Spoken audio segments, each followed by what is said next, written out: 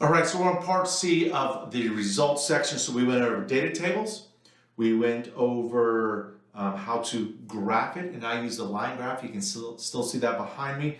The last one is going to be analysis of your results. Analysis of your results. This is a written paragraph describing what happened during the experiment. Okay, so you're going to take your numbers, you're going to take your graph, okay, and you're going to put it into word form.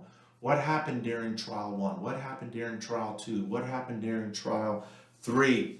And again, I'm reading straight from this, okay? I'm going to explain a little bit more as well.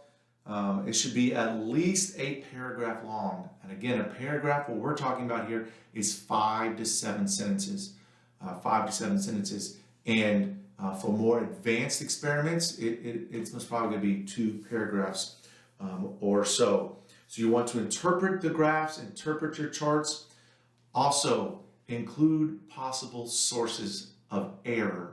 Possible sources of error. So what mistakes could you have made, or what mistakes could have happened during your experiment?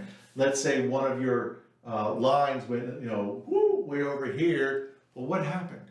Okay, when you dropped the paper helicopter, did it accidentally hit maybe a handrail, or a gust of wind came through? What are some possible sources of error? I'm going to tell you right now, a lot of times sources of error are human errors. Human errors. Maybe you didn't hit the timer right, or something along those lines. But also during the analysis of the results, you need to suggest further studies.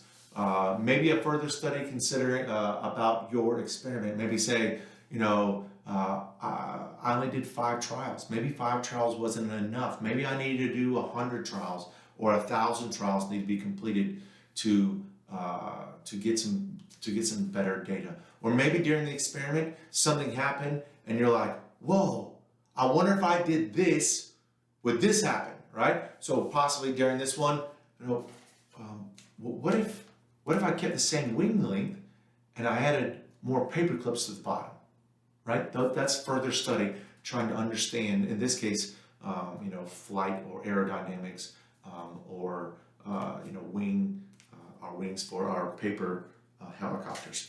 So that's the analysis part. Again, it's written explaining what happened during the experiment.